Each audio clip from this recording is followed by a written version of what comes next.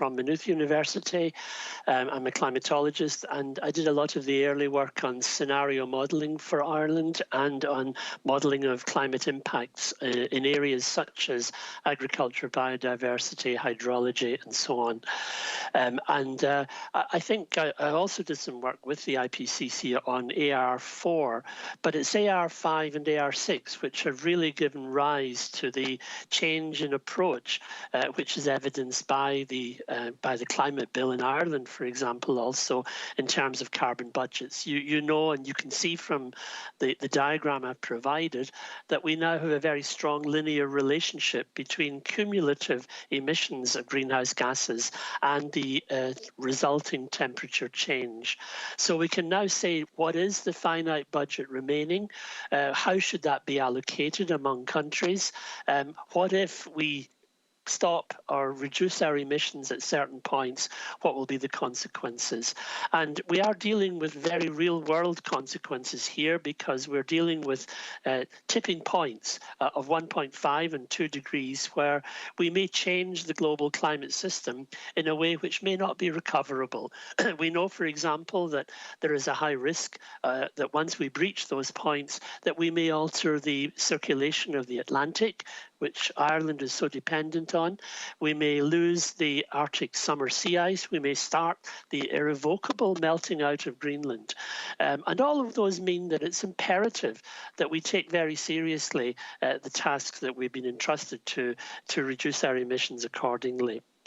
Barry has dealt with the Article 2 of the Paris Agreement, so I won't dwell on that anymore, but just to say that the way in which the Climate Change Advisory Committee handled their test of Paris was a rather complicated way. I can see some of the arguments behind it, but there's a much more simple way, and that is to look at what the United Nations have said is the test of a Paris Agreement, and that is a reduction of at least 7.6% on a global scale ongoing until 2030.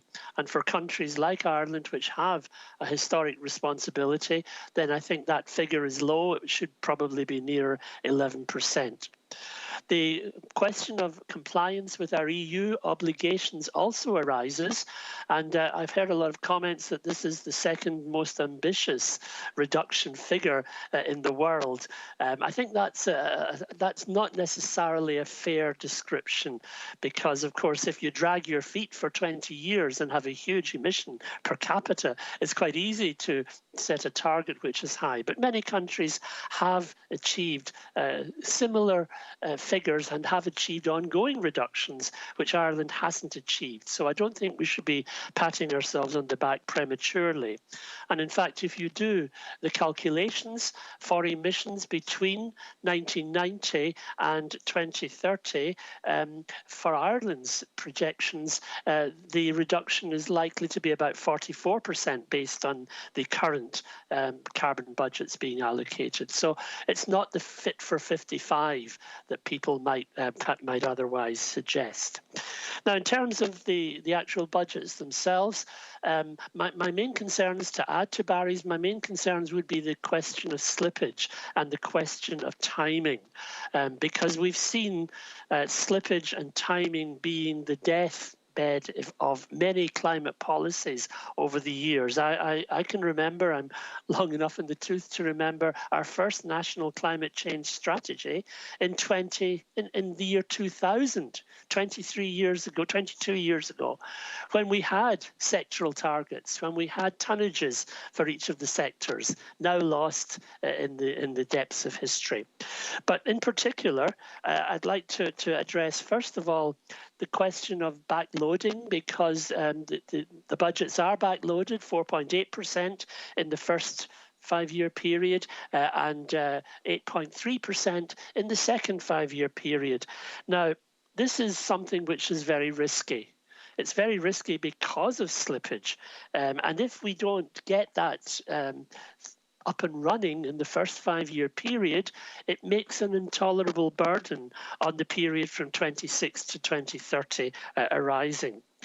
And I think in particular, the fact that we will not be incorporating the national and sectoral budgets finally in the plan until Q4 of this year means that there's going to be a 2-year loss in the first carbon budget, effectively at least. Now, the other aspect, of course, is that there is a reporting schedule for the Climate Change Advisory Council. They're obliged to report by the 30th of October each year, and the ministers, therefore, who have been, if you like, flagged with not taking sufficient corrective action, have a whole 3 months to respond to those comments. That takes the whole procedure into early 2023 and beyond the time for which the 2022 Climate Action Plan will have been formulated. So there is a real administrative difficulty here that corrective action may not be possible to take to keep us within budget in a timely fashion. And I'm very concerned here that, as Barry said, these are not targets. These are legally required limit values. And if we are not meeting them by the end of 22 and even early 2023, we will be required to make savage reductions in sectors to achieve them by 2025. Make no mistake about that, because this is a legally enforceable requirement. The time lag also that I'm concerned about relates to when the data becomes available, because we know that it takes some time for the emissions data to actually become public. We have provisional data for emissions in 2020 published in September of last year. So there is a lag of almost a year in the data becoming available. And I think it's going to be very important that if we're to inform the CCAC in a timely fashion, they will have to have access to provisional data much earlier than a 9-month lag that currently exists. And I think there was a memorandum of understanding which the CCAC have sent to the government, which addresses this point to some extent as well. But it is an essential requirement for them to be able to work efficiently. But the sum total of all of that is that there's a great deal of uncertainty in terms of the first carbon budget period. And on that basis, the precautionary principle, which Barry mentioned, would seem to me to be that preliminary action should be taken in advance and not used, if you like, not the excuse used that we haven't the technical infrastructure, we haven't the administrative capabilities, we have all sorts of obstacles stopping us actually making the necessary requirements in the first carbon budget. And so it should be a relatively lax budget. I think the opposite applies. We've moved beyond the economics. We've moved beyond the infrastructure. We have to actually act in a manner which is commensurate with a problem which I only heard one word used yesterday to describe, and that is the climate emergency. And we've seen how the organs of the state can respond to an emergency very effectively over the past 2 years. This is an emergency which should be given equal response capability to as well. So I think the issue of timeliness is important. I also have concerns about some of the assumptions on which the modelling was based in the CCAC, in particular the credibility of the LULUCF arguments that were put forward. And there is so much uncertainty about those that I think there is again a case for using the precautionary principle there as well. And I'll be happy to explore that further in questions as well. I've given some indications on the opening statement of the exposed population in many of those sectors that we're concerned with. They're indicative, they're overlapping. I wouldn't stand over them as saying they're mutually exclusive, but you can see where the big problem areas are in the two sectors which are not showing adequate signs of reduction, and some of which are showing signs of increase. And you can see how our 93,244 farms are responsible for 37% of our emissions. You can see how our 1.39 million households with cars are responsible for almost 18% of our emissions. So here are the two sectors which really we have to address very effectively in the sectoral allocation in any budget to make the carbon budgets viable and credible at a national level. The remaining three you see there, residential, energy and manufacturing. Well, energy is the success story, as you heard yesterday, and will continue to be perhaps the baseline from which we draw most progress in the next few years. My conclusions, though, are perhaps more fundamental, because if the carbon budgets at a national level are to be credible, it requires commitment and it requires credibility at a sectoral level as well. And I wanted to just look briefly at what some of the choices there that we have to make, and are we making them in terms of national policy at the moment, and I fear we're not. First of all, the allocation of sectoral budgets will require, as has been said often, major changes in how we organise society, and in particular, major changes in how we organise agriculture and transport. And I've given you there some figures for the choices available to us. They're not my figures. They're figures which were produced by the former director of Teagasc, published, and also, of course, he was a former member of the CCAC. But if you can see there that, fine, if we go for 51% across the board, there's equity. This is very unlikely in agriculture, let's be honest.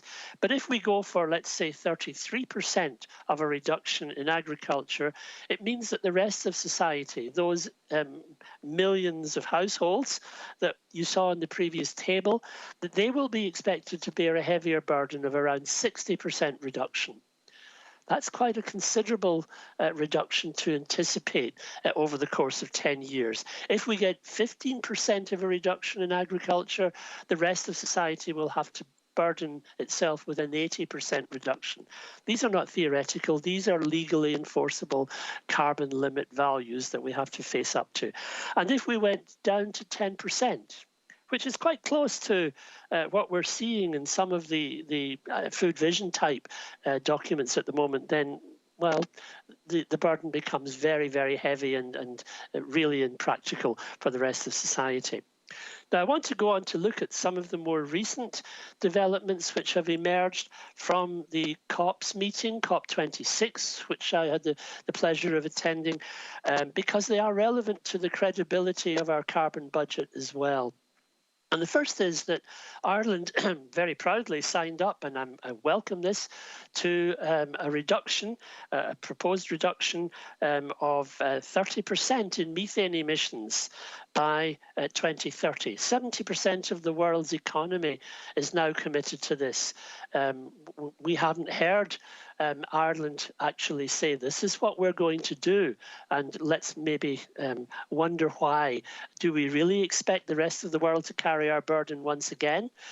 But if we were to reduce our agricultural emissions by 33%, and if as part of that we were to reduce our methane emissions only by 10%, and 10% is a figure which corresponds to what has been offered in Food Vision 2030, then the reality is that the rest of agriculture, and that's a very significant amount of agriculture, the rest of agriculture would have to face a 77% reduction. So there are intrasectoral divisions, intrasectoral issues of just transition, which are huge if we are not willing to bite the bullet on a larger scale.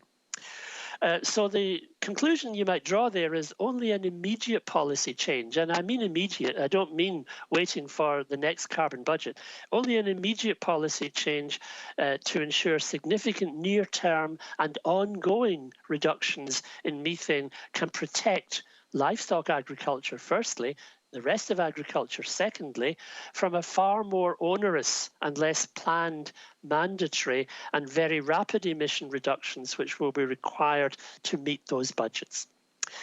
Second point I want to make about COP26 was the infamous paragraph which you probably read ad nauseum at the end of November when the final meeting of the UNFCCC resulted in changes at the last minute to the agreed communique and a rejection of that communique by large countries, large emitters. And that phrase is down before you there, calls upon parties to accelerate the development, deployment and dissemination of technologies.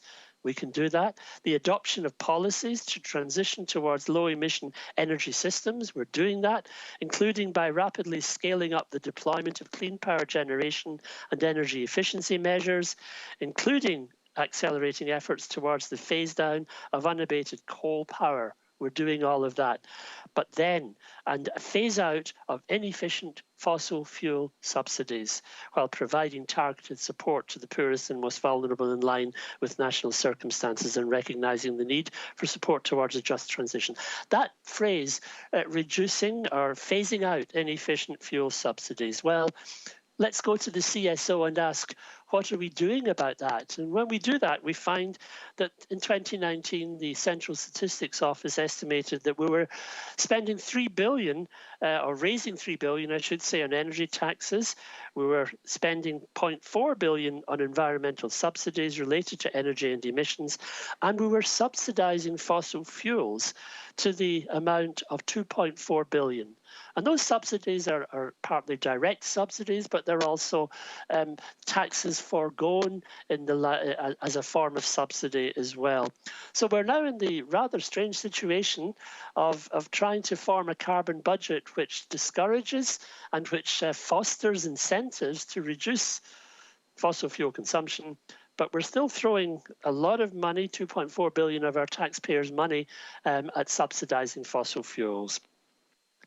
And I'm quite, again, an issue of slippage. I'm quite disappointed that the 2021 Climate Action Plan only targets the production of a roadmap to transition away from fossil fuel subsidies by the first quarter of 2024. You know, that smacks again a little of the 2000 National Climate Change Strategy issue all over again. So I think we really should recommend that this is an over-lengthy delay and that fossil fuel subsidies and actions should take place in 2022. With a view to being incorporated in the financial budget at the end of this year, commencing in 2023. Professor Sweeney, I'm going to ask if you could finish up in the next minute or so. Thank you. Okay. Okay. Well, very finally then, the key aspect of nitrogen, I think I'd like to explore in questions as well. We were going very nicely in 2010. We were consuming 300,000 tonnes. We're now consuming 400,000 tonnes per year, and that is driving our greenhouse gas emissions. And finally, the aspect of firms. Firms are becoming more sustainable. They're becoming more amenable to including their Scope 3 emissions, their supply chain emissions. And I think we should be fostering that a lot more because they will also have budgets that they have to meet. And I think we can do a lot more in terms of procurement, in terms of encouraging them to count more their downstream emissions. And this will incidentally possibly also help our hard-pressed agricultural community. Thank you. Thank you very much.